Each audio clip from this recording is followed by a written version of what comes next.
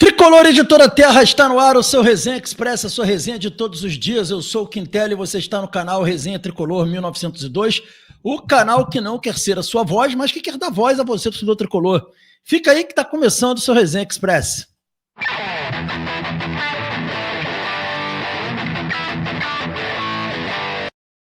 Resenha Express voltando, eu peço aos amigos e às amigas para não se esquecerem de se inscrever no canal, ativar o sininho das notificações, deixar o like.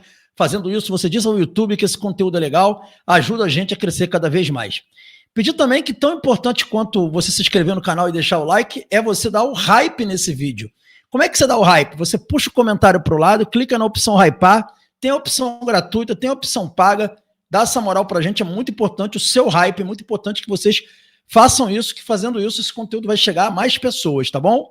Dito isso, galera, a gente vai para o nosso Resenha Express de hoje com informações de Fluminense para trazer para vocês. A gente tem uma informação aqui, uma atualização sobre Germancano para trazer a vocês. O Germancano teve uma contusão no joelho direito. O clube não revelou exatamente qual foi o tipo de contusão do Germancano.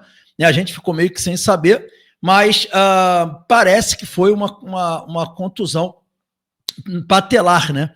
E o jogador está aí esse tempo todo sem jogar, não tem a previsão de volta, já trago para vocês essa informação aqui, que não há previsão para a volta do jogador. Eu tentei também apurar se haveria a possibilidade de ele estar sendo preparado para o jogo contra o Vasco, e a informação que eu tive é que não há nenhuma informação, na verdade, mais direta sobre o Germancano, e que Germancano segue tratamento médico no joelho direito. O Manuel está com problema no joelho esquerdo, ele com problema no joelho direito. O jogador nem tem sido visto lá no CT Carlos Castilho, né? Por conta dessa contusão, ele está fazendo tratamento direto no DM do clube mesmo, e ainda não há previsão, inclusive, do Germancano ir para fisioterapia. Então, a situação do joelho do Germancano parece uma situação séria.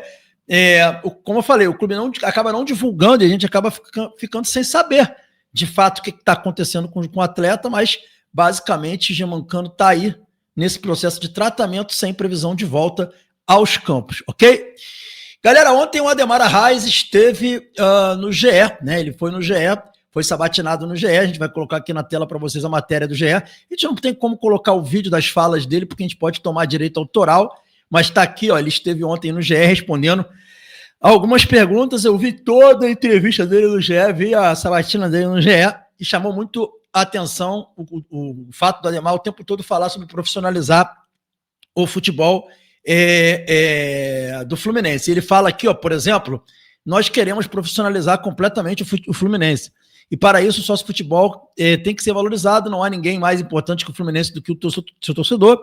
O Fluminense é o que é em função de sua torcida. Então, e agora eu sou candidato à presença do Fluminense exatamente para colocar em prática tudo aquilo que eu sempre defendi, ou seja, a democratização do clube, a separação do futebol do olímpico e do social e a profissionalização completa do futebol do clube.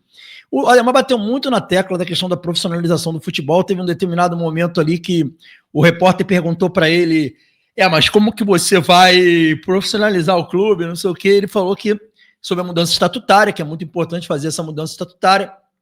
Ele criticou também o papel do presidente do clube, que se confunde com outras funções dentro do clube. Ele disse que isso denota uma falta de profissionalização. Ele falou da importância de ter um CEO, como vocês estão vendo aqui, ele fala sobre isso, sobre a importância de ter um CEO que determina lá as práticas, né, e as divisões que compõem o clube, e ainda falou também da importância de ter um diretor do futebol com um DNA tricolor. Ele voltou a falar sobre isso, né, que o presidente não tem que ficar em vestiário, e que ele precisa ter um cara competente que tenha envolvimento com o DNA do clube. Então, o Ademar Arraes, ele bateu muito nessa tecla, né, dessas questões que ele entende como determinante para que o Fluminense possa voltar, na visão dele, a ser um clube grande e competitivo. Então, o Ademar deixou isso muito claro. Falou também, fez a defesa enfática do voto online, né, e tudo mais. Ontem o Matheus Montenegro esteve também no Jornada KTO 1902, e sobre o Matheus Montenegro, queria deixar aqui uma nota aqui do Resenha. Nós tentamos, né, junto a representante da campanha do Matheus Montenegro, né, uma vinda do Matheus Montenegro aqui no Resenha, e assim, a gente pode dizer que a gente foi enrolado, né? A gente foi enrolado. A gente vai tentar mais uma vez, ainda hoje, um contato com a campanha para tentar trazê-lo essa semana ainda ao Resenha, né? E se a gente não conseguir, a gente vai trazer para vocês aqui as provas de que a gente tentou, tá? Pelo menos isso daí a gente vai fazer. E é isso, assim. A gente não sabe se a gente vai conseguir trazer o Matheus aqui no canal. A gente já fez o convite há muito tempo e ele não se manifestou, disse que ele tinha que esperar ele lançar chapa. Ele lançou chapa, a gente fez o convite novamente. E novamente, tivemos êxito, então estamos nessa tentativa aí de trazer o Matheus Montenegro para cá, para ser sabatinado por nós. Estamos nessa tentativa aí para vocês poderem ter também a opinião do Matheus. E o Matheus ontem foi no Jornada KTO 1902, falou sobre assuntos polêmicos como a SAF, chegou a falar de melhorar um pouco os valores da SAF, mas o que mais marcou a polêmica da entrevista dele ao Jornada KTO ontem foi a fala dele quando ele falou sobre o voto online, e dessa vez ele foi ainda mais enfático. Pelo menos uma coisa é certa, o Matheus ele não mente, né, cara? E assim, descaradamente, assim, ele não tenta esconder, ele fala na cara e acabou. E ele falou ontem sobre o voto online.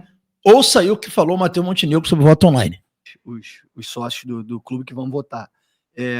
Eu não sou favorável ao voto online neste momento, porque eu acho que a gente precisa de maturidade institucional para fazer. E acho que esse assunto ele ganhou um contorno político porque teve uma narrativa que foi criada pela oposição e que eles tiveram sucesso nela, que é a partir da premissa de que o torcedor de fora do Rio não gosta da gestão atual e, por isso, se tiver o voto online, a chapa da situação teria menos votos. Eu acho que toda essa discussão começa ali. Para mim, essa não é uma premissa verdadeira. Quanto a isso que ele falou aí, a oposição usou realmente um pouco isso daí, mas eu também acho que não é verdadeira essa premissa. Acho que eles têm muita força fora do Rio de Janeiro também. O torcedor quer título, eles ganharam títulos e isso é muito importante para o torcedor. Agora, ele dizer que é contra o voto online, né, por causa de maturidade. Que maturidade é essa? Vamos ver se ele fala sobre isso. É uma premissa que não faz muito sentido, porque, enfim, a gente viaja o Brasil para todos os jogos. Tem gente, a gente é apoiado e criticado fora do Rio, assim como é no Rio. É o normal. Então, acho que essa, sim, acho que é importante a gente afastar essa premissa que, assim, que para mim não é verdadeira. Tirando isso, por que eu falo de maturidade institucional? Porque a gente vê que, assim, para esse pleito eleitoral, a gente já teve ao menos 2 idas da oposição ao Ministério Público do Estado do Rio de Janeiro, incluindo um órgão que, enfim, tem diversas funções aqui para se meter em aspectos eleitorais do clube. Um primeiro com uma denúncia que já foi arquivada. Tá. É que ele quer dizer, então, aqui que com o voto online, a questão da maturidade, você abriria a possibilidade de várias ações judiciais. Mas, gente, ação judicial é a coisa mais normal que tem. Ele, como advogado, deveria estar preparado para isso, né? Deveria entender que isso faz parte do processo, faz parte de eleição, faz parte de empresa, faz parte de relações humanas. Então, assim, processo vai ter sempre. Isso aí não é por causa do voto online que vai ter menos ou mais processo. Ele próprio citou, ele se contradiz, porque ele citou situações aí que geraram processo. Isso não tem a ver com maturidade. Processo vai ter. Agora, se o processo vai vingar ou não vai vingar, e vai depender da decisão judicial, vai depender das provas que você vai apresentar. Então, assim, não é justificativa, ele não quer implantar mesmo, e aí um motivo a gente não sabe de fato qual é, mas não quer, e não quer se comprometer. Então, tá aí, pelo menos ele foi sincero, deixou claro que isso não é prioridade para ele, que isso não é importante para ele, e aí o torcedor que faça seu julgamento, né, sobre essa fala do Matheus Montenegro. Para fechar o Resenha Expresso de hoje, galera, o Luiz Beldia já é a terceira coletiva que ele fala sobre a possibilidade de colocar o Freitas na lateral esquerda, tá? Não é a primeira vez que ele fala sobre isso, já é a terceira. Ele já falou isso no clássico contra o Botafogo, na coletiva, falou isso também no último jogo, antes do Fluminense fez contra o Cruzeiro, e falou isso novamente depois do Fla-Flu. Ou seja, é o objetivo do Zubeldia dar oportunidade para o Freitas na lateral esquerda. Então não se surpreenda se já no próximo jogo que o Fluminense vai fazer contra o Palmeiras, o Freitas for o lateral esquerdo. E aí eu quero trazer para vocês aqui uma informação, né, importante. O Freitas jogava como lateral esquerdo lá no Peru. Ele era lateral esquerdo.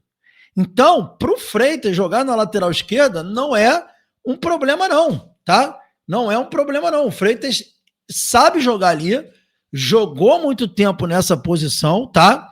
E pro Freitas não é um bicho de 7 cabeças, inclusive, volto a falar, ele jogava lá no Alianza Lima como lateral esquerdo, e ele fez a temporada 24 quase toda como lateral esquerdo, e não como zagueiro. Ele passou a voltar a jogar mais como zagueiro quando veio para o Fluminense. De repente, a gente vai encontrar um bom lateral esquerdo, tá? Se colocar ele ali, e vai resolver o problema da zaga, porque a nossa zaga com ele não tá legal. A nossa zaga com o Freitas está um problema sério. Então, eu acho que o Freitas sendo colocado na lateral esquerda pelo Zubeldia pode trazer uma boa expectativa pra gente, pode ser uma coisa boa, vamos aguardar para ver o que vai rolar disso daí. Mas eu gosto da ideia do Freitas jogando como lateral esquerdo, tá? E gosto muito. Então, deixar aqui meu ponto de vista sobre isso, e o Zubeldia pode aparecer com o Freitas já no próximo jogo na lateral esquerda. Para fechar o Resenha Expresso de hoje aqui, a gente traz para vocês aqui mais uma informação, né? O que acontece? A gente viu, né? O Fluminense trouxe o Igor Rabelo, e a gente não tem visto o Igor Rabelo sequer sendo relacionado. E eu tô achando isso estranho. Por que o cara não está sendo nem relacionado? Né? A gente fica se perguntando, pô, o cara veio contratado, tudo bem que o jogador não pode jogar a Copa do Brasil, não pode jogar Campeonato Brasileiro, blá, blá, blá, blá, blá. Só que ele daí não ser nem relacionado para o Campeonato Brasileiro, sabe? A gente fica se perguntando por que essas coisas acontecem. E aí a gente não consegue entender muitas vezes por que essas coisas acontecem. Eu procurei no Kit Press, né, do Fluminense, que o Fluminense manda pra gente lá a explicação de quem vai pro jogo, quem não vai pro jogo, por que não vai pro jogo, e eu não vi absolutamente nada sobre o Igor Rabelo, ou seja, o Igor Rabelo não foi relacionado no último jogo por opção do técnico Luiz Zubeldia. O Zubeldia optou por não colocar não relacionar o Igor Rabelo. Então, a gente fica aqui sem saber o que está acontecendo de fato. A gente está tentando apurar para entender o que houve aí com essa questão do Igor Rabelo, né? Mas é mais uma situação aí, mais uma incógnita do Fluminense, ok? Muita gente tem me perguntado sobre isso, por isso que eu trago aqui essa informação a vocês. Eu não sei o que está acontecendo, mas eu posso garantir que no último jogo o Igor Rabelo não foi relacionado por opção do técnico Luiz Zubeldia. Ponto. Ele preferiu colocar o Thiago Santos do que o Igor Rabelo. Isso aí, porque se tivesse alguma coisa com o Igor Rabelo, no Kit Press, que é um documento que o Fluminense manda pra gente antes dos jogos, o Fluminense teria dito, o Igor Rabelo não está disponível por conta de contusão, por conta disso, e não apareceu nada. Então, foi opção do técnico, tá? Para quem vem me perguntando sobre isso daí. Ok, galera? Esse foi o Resenha Express. Saudações tricolores, fiquem com Deus e até o nosso próximo vídeo. Hoje tem os 3 tenores às 5 da tarde aqui no canal, hein? Guardo vocês. Valeu.